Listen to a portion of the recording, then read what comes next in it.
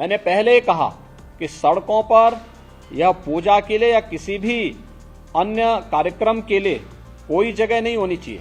देखिए, जिस प्रकार के अलर्ट आ रहे हैं उनको ध्यान में रखते हुए कोई भी शरारती तत्व माहौल खराब करने के लिए किसी भी कांवड़ यात्री पे हमला कर सकता है। यूपी में एक तरफ जहां कांवड़ यात्रा को लेकर लोगों में भारी उत्साह दिख रहा है, तो वहीं सूबे के मुख्यमंत्री योगी आदित्यनाथ कांवड़ यात्रा को लेकर बहुत सख्त नजर आ रहे हैं।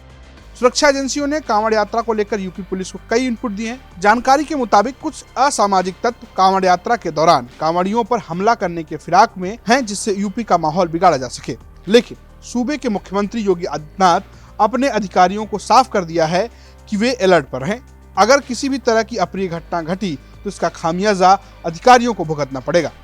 वहीं दूसरी तरफ यूपी के सहारनपुर में 15 सितंबर तक धारा 144 लगा दी गई है। जिला प्रशासन की ओर से बुधवार को जारी बयान के मुताबिक कांवड़ यात्रा, मुहर्रम, रक्षाबंधन, स्वतंत्रता दिवस और जन्माष्टमी के अलावा आने वाली परीक्षाओं को देखते हुए जिले में धारा 144 लागू की गई है। प्रशासन ने अपने आदेश में साफ कह दिया कि कुछ असामाजिक तत्व जिले में माहौल बिगाड़ने की साजिश रच रहे हैं, जिससे जिले में शांति व्यवस्था खराब हो जाए। इसी को देखते हुए प्रशासन ने कदम उठाया है। बता दें कि इससे पहले प्रशासन की कोर मीटिंग में मुख्यमंत्री योगी आदित्यनाथ ने साफ कह दिया था किसी भी धार्मिक कार्यक्रम में हथियार के प्रदर्शन पर पूरी तरह से रोक लगा दी जाए।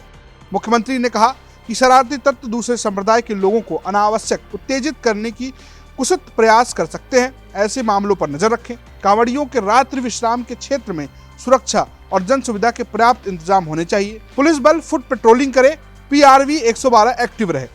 काफी बड़े पैमाने पर लोगों में उत्साह दिखाई दे रहा है, क्योंकि 2 वर्ष के बाद कोरोना जैसी महामारी से लोगों को राहत कुछ मिलती हुई दिखाई देती है। इसलिए सरकार ने भी उतने प्रतिबंध नहीं लगाए हैं और लोग बड़े श्रद्धा के साथ इस आयोजन के साथ भागीदार बनना चाहेंगे।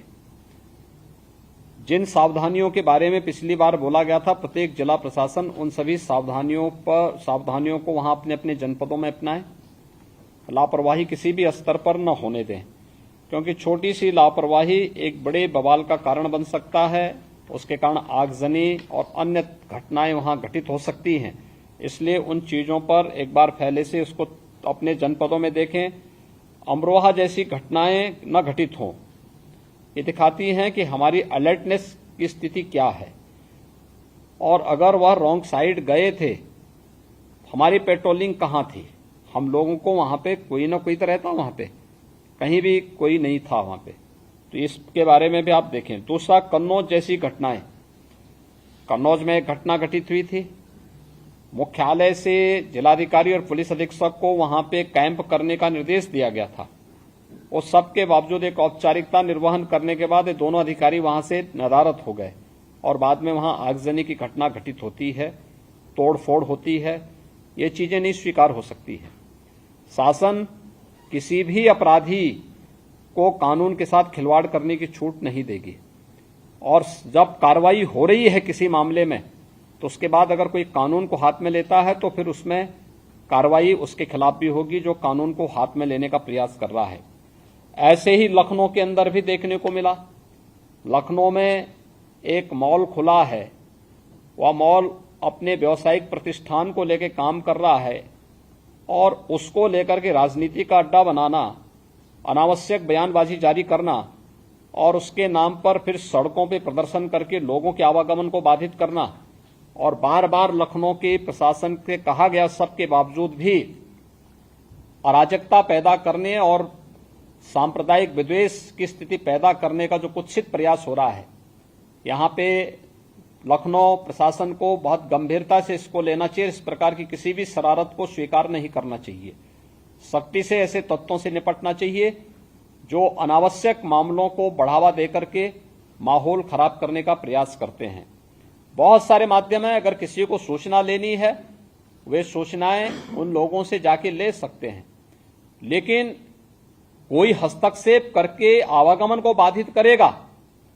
मैंने पहले ही कहा कि सड़कों पर या पूजा के लिए या किसी भी अन्य कार्यक्रम के लिए कोई जगह नहीं होनी चाहिए और इसको किसी भी प्रकार की अनुमति नहीं दी जानी चाहिए। जो शासन ने पहले से व्यवस्था बनाई है उसको हम सख्ती से लागू करें, इन चीजों को तय करें।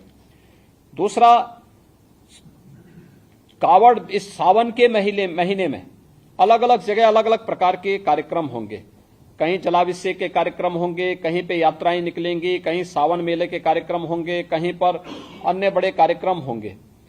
हम इस बात को ध्यान में रखेंगे कि सुरक्षा और सतर्कता के बारे में देखिए, जिस प्रकार के अलर्ट आ रहे हैं उनको ध्यान में रखते हुए कोई भी शरारती तत्व माहौल खराब करने के लिए किसी भी कावड़ यात्री पे हमला कर सकता है।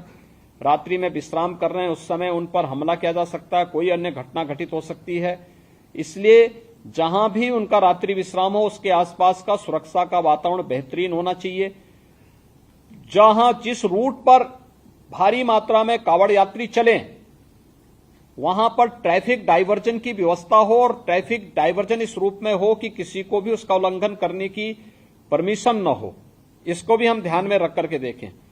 शिवालय होंगे, मंदिर होंगे, उन सभी के आसपास हम देखें कि कोई जर्जर भवन है, बरसात के समय में वह गिर न जाए और उसके कारण जनहानि न होने पाए।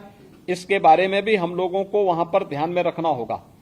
बड़े देवालयों में, शिवालयों में भीड़ नियंत्रण के लिए हम लोग पहले से ही मंदिर प्रबंधन के साथ बैठ करके अपनी कार्य योजना बना लें और हम उसमें किसी भी प्रकार की लापरवाही न होने दें।